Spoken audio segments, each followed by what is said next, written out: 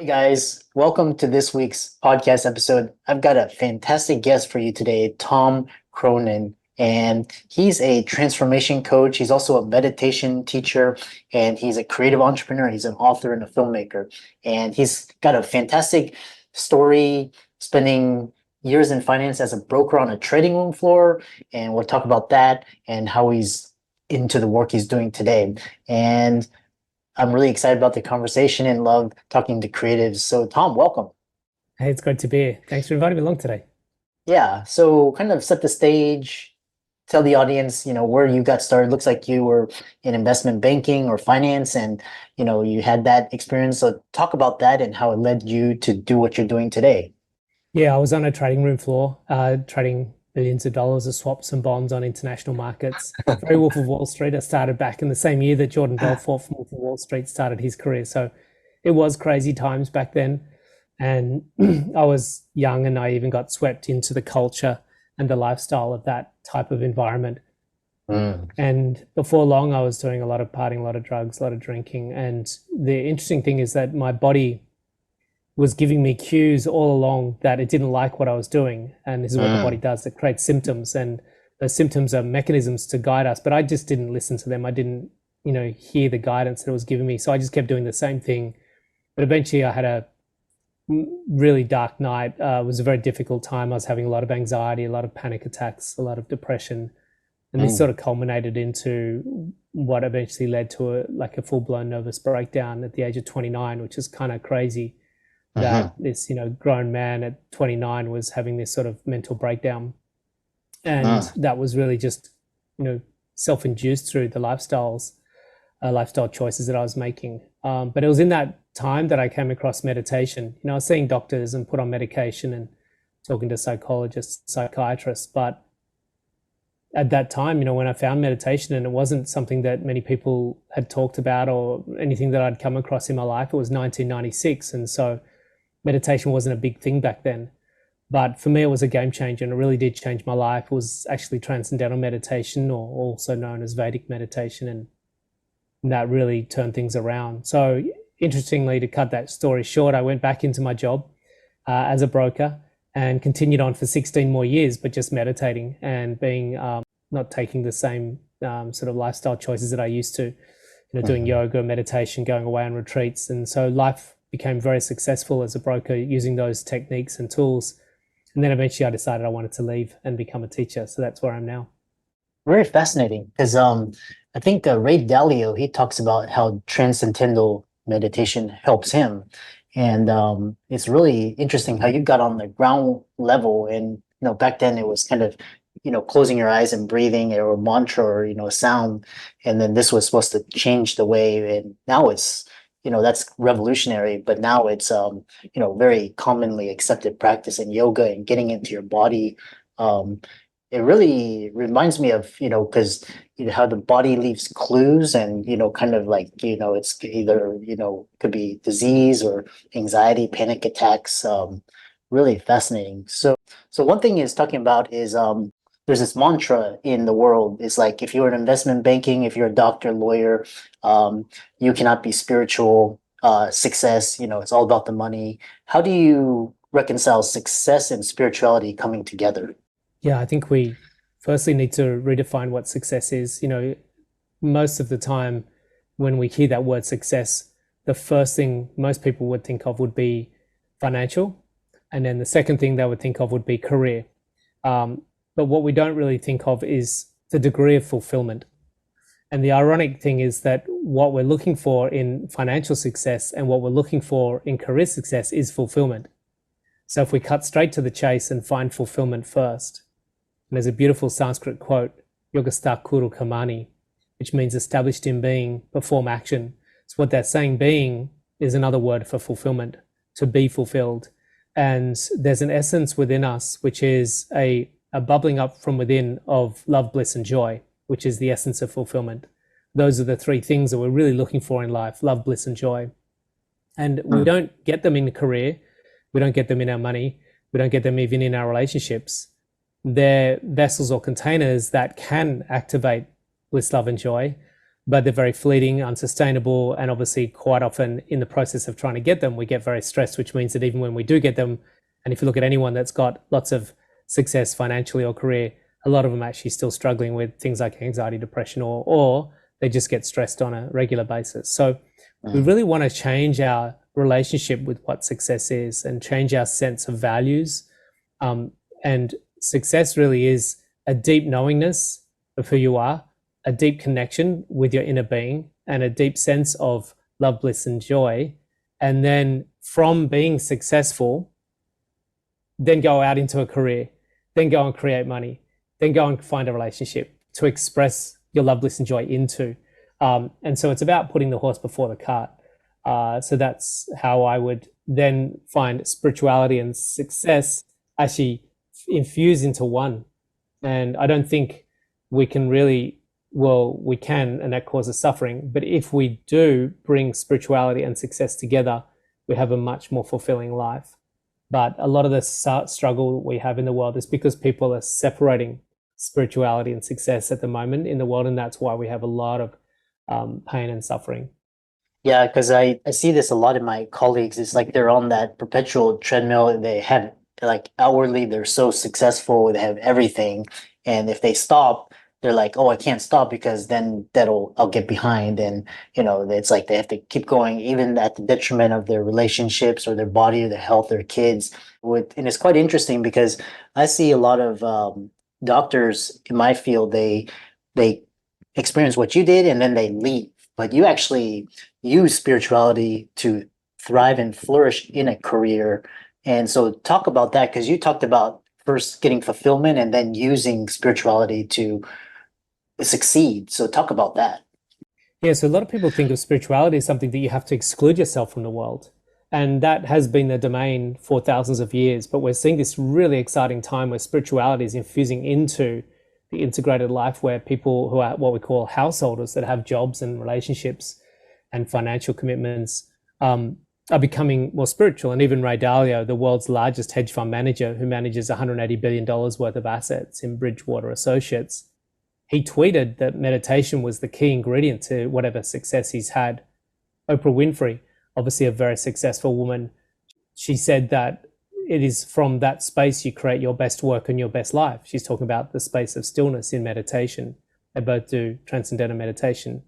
And what they're talking about here is that spirituality isn't some renunciant sort of Buddhist monk with robes and sitting in lotus position. Spirituality is being able to access a bursting field of infinite possibility, infinite potential, and infinite creativity. So when we start to become more spiritual, we actually become much more creative. And when we become more spiritual, we actually become more inspired to express that creative potential through our being into action. It's really interesting that, yes, some people, very, very few people, will be drawn to the monastic life and not feel compelled to express that creative possibility into action. And they just want to sit in a monastery. And there's nothing wrong with that if that's what they're called to do. But what I tend to find with people that start meditating, particularly a lot of my students, is that they get incredible creative impulses. They feel this incredible urge to create and manifest and do wonderful things. And they become very, very successful. And I say to all of my students, just take some word of caution, because you most likely will become very successful in your life. Two reasons. One is that you'll open up your mind into the field of mind where infinite possibility and infinite creativity exists and get incredible downloads. And the second thing is you'll remove that stress response, that overwhelm that we get when we get too challenged by the circumstances of life. And so when we're expressing inactivity, a lot of people are so overwhelmed, so tired, so stressed, so anxious that impairs their ability to express fully. But if we take that stress response away, and that expression means you're kind of like that ever-ready battery where you just keep going and keep going and keep going, and you find that yes, you have these beautiful moments of respite, like your meditation twice a day. Yesterday I meditated, went and sat on the jetty in the sunset and had a swim in the ocean. You'll tune into your body's need to replenish. But when your replenishment time is over, your ability to be creative and efficient and successful is much, much, much more dynamic. So yeah, I think it's a really exciting time where we're bringing spirituality and success together now.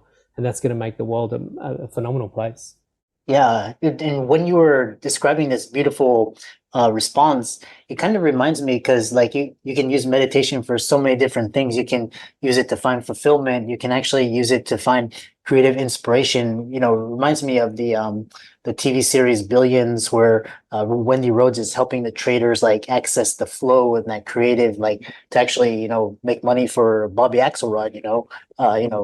Whether that's good or bad, but this creative flow. And then you talked about um, it's really interesting. So you went from broker to meditation, and now you're doing all this creative work. And talk about the Portal film and book project come about and what inspired it. Yeah, when I came across meditation, it was such a game changer in my life. It really turned my life around in such a big way on so many levels, and really on every level. And I just couldn't believe that the world didn't know about this or wasn't doing this. I was just like flabbergasted. Huh. And this had been around for 5,000 years. I was like, if this has been around for 5,000 years, why is not everyone doing this? And so I became a little bit fanatical. I've eased off that a little bit now, but I was just like, I've got to get this into schools. I've got to get this into prisons. I've got to get this into organizations. I've got to get this into the households of the world, because this is a game changer. This is really the key to a more integrated, more loving, more enlightened planet. And so my books and the film were just mechanisms that, among many mechanisms that I've used along the way, social media, speaking in front of large organizations, every means possible to just let people know that there is and it's not so much about meditation, it's about the human optimization. We have greater brain potential. We have greater loving potential in our heart. We have greater body potential. We have greater spiritual potential. So it's about helping humans realize their full potential, or fuller potential. I don't know if we ever get to full potential, but at least realizing the capacity that we have as a human is there. But it does require some tweaks to our current model that we have in the world. Sitting at home eating chocolate chip ice cream and watching Netflix all day long, or being on Instagram scrolling through that and smoking vapes. There are other options to living a better life. Yeah, yeah, I love that. So the next question is, we talked about, just an enlightened planet and, kind of describe what it feels like, what it looks like, or just kind of describe it and kind of what are the biggest challenges the planet faces right now? That's a good question, and a big one. We face an existential crisis that is the potential elimination of the human species. We lose 10,000 species a year on this planet, and we don't blink an eyelid to that. Very few people wake up with any concern that we lose 10,000 species every year on this planet. And yet we could be one of them. We're just another species. There's mosquitoes, there's amoebas, there's ringtail possums, there's Tasmanian devils, and there's humans. And so we're just another species. We're another animal that's coexisting on the planet. And there's a high probability and high possibility that we could eliminate ourselves through our own actions. And that could be through nuclear.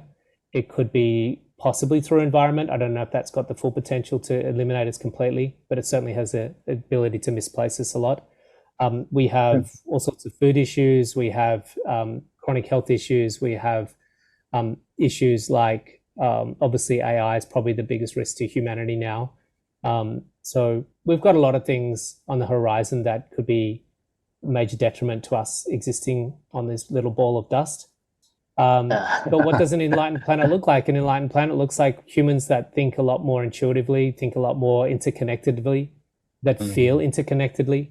When we transcend in meditation, we transcend our own individualized egoic identity, which is very separate and segregated from other. And that's why we're in this constant state of, I need that from you to make me feel better. I need that from there to make me feel better, because we have this very segregated experience of life that I'm a completely individualized being and I don't coexist with anything else. And then other things are just sources of my fulfillment or love. And that's one of the greatest, I think, causes of the suffering on the planet. But when we transcend that experience of individualized form and segregatedness and become part of a unified field, which is something at a quantum level is being validated now, and mystics have been talking about this for thousands of years. And this is a beautiful time where spirituality and quantum physics are converging. But what we start to experience is an interconnectedness with all things. And so we make very different decisions because we see other as an extension of ourself. And we feel, as the field feels love, which is the essence of the field, the other is a sense of us, which is just love. And so we act differently, we create differently, we build businesses differently. And it's very hard to harm other when other is an extension of you. It's just like getting a hammer with the hand and hitting your foot. You just wouldn't do that, because even though the hand hits the foot and they're two separate things, they're part of one whole body, and the whole body feels the pain. So we create a very different world when humans are enlightened. And I think the key to making a very different world is to get people enlightened. I love that. And I think more and more people are becoming enlightened. I think it's called woke culture. And just I think especially after 2020, when a pandemic, and now with a deep freeze or just prolonged heat or drought can wipe out our species, take out the food supply, water. And then now the younger generation is waking up and they're starting to speak out against just oppression and more diversity and all of that. So what's the one thing people can do today to make a difference in their lives? I think the biggest thing that I find, we create what we are. We act from our state of consciousness. So if we want to change how we act, if we want to change what we do, I think the best thing is changing our inner state, connecting deeper with our inner state. So for me, it always comes back to meditation. It's the tool that gives us access to a deeper understanding about ourselves, a deeper experience within ourselves. So it's really hard to change the planet with the same level of thinking that's creating the problems in the first place.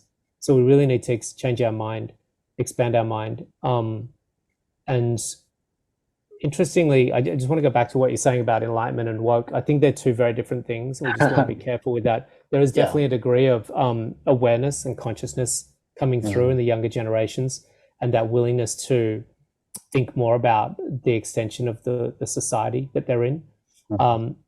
We want to be careful of ideologies, because in enlightenment, we actually think less, and we experience something deeper than thinking. It's a deep sense of a quiet field of peacefulness, and you can be very woke, but it'd be very, very unhappy. Whereas you can be very enlightened and be very hard for you to not be very happy. So I think meditation and thinking less is going to be a big part of the way we can move forward. Yeah, I love that distinction, and not being tied to one particular ideology, and just like a spirituality and just being open. And how can people contact you and find out more about the work that you do, and check out your social medias, etc.? Instagram, and I love hearing from people. I always respond to all messages. So you can find me at Tom Cronin, or one word, TomCronin on Instagram, and my website is the next place to go, which is tomcronin.com. So very simple. Yeah, I love that. And for all the audience, Tom's resources will be in the links and show notes. Be sure to check out his social media, give him a like and follow. He's got 73,000 followers on Instagram and YouTube and all of these various platforms. Huge thought leader, influencer, and all those will be in the links in the show notes. And with that, thanks so much for a very inspiring and enlightening conversation. It's great to be tuning in with you all. Thanks for listening in, everyone.